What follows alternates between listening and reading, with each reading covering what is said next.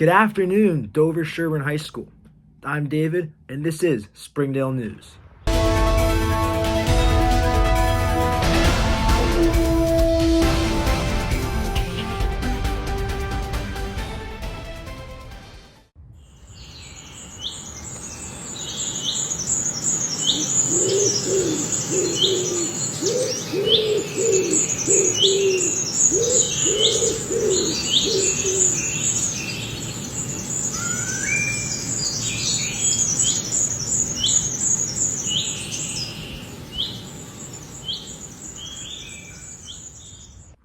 On today's episode of the Springdale News Show, we'll be discussing Earth Day and its origins from the environmental movement.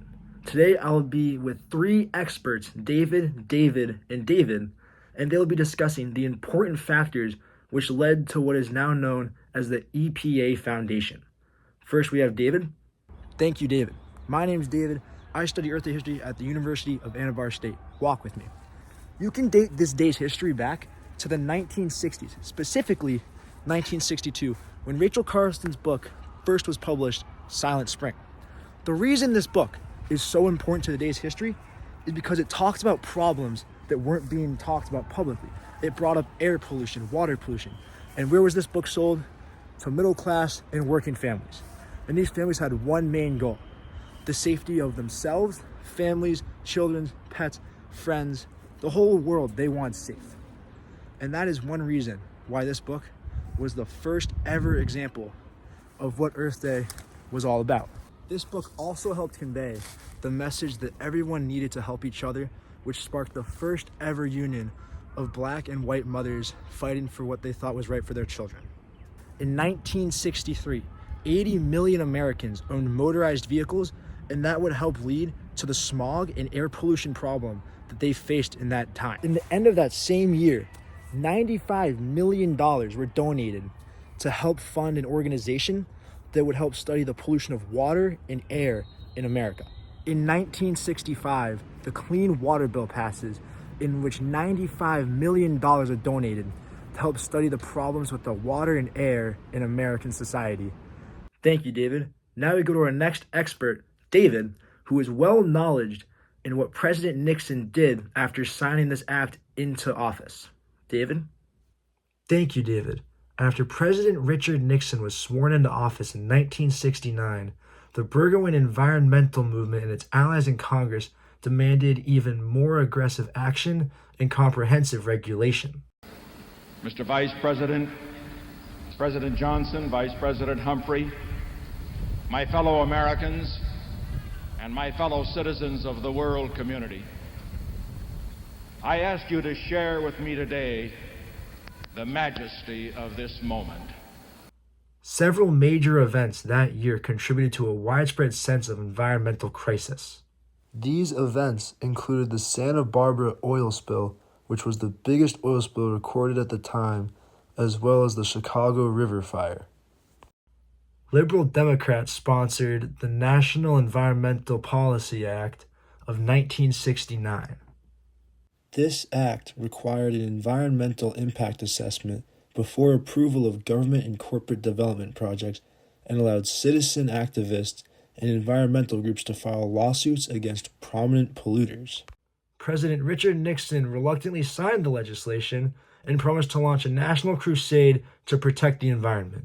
Now on to David for the history of what President Richard Nixon did after signing these acts into office, as well as the growth of the EPA Foundation. David? Thank you, David. As we heard from David, the conversation about starting an environmental protection group didn't start until Rachel Carson's book, Silent Spring, was published in the 1960s. Another factor that brought the public closer to the environment was that we had astronauts up in outer space taking pictures of the Earth to show the natural beauty of our planet.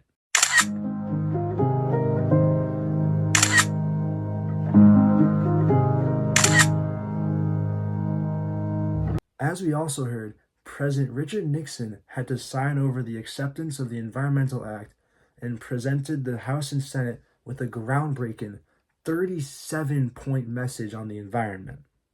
These points included an ask for some $4 billion for better water systems, launching federally funded teams to help tackle the pollution problem Americans faced. At the same time, President Richard Nixon also created a council in part to consider how to organize the federal government programs designed to reduce pollution, the EPA. The EPA stood for the United States Environmental Protection Agency. What would they do? Well, the EPA would be allowed to do research on important pollutants as well as establish environmental baselines. These environmental baselines would be crucial to measure the success or failure of these pollution abatement efforts. The agency's first administrator, William Ruckelshaw, took the oath of office December 4th, 1970. Thank you, David. Hey, thank you, David. It's been a real pleasure talking to you about this. This is a topic I love, a topic I want to teach other people. I hope other people will learn from it. So thank you. Now on to the main topic of how all of these factors have tied together in what is now known as the EPA and Earth Day. David?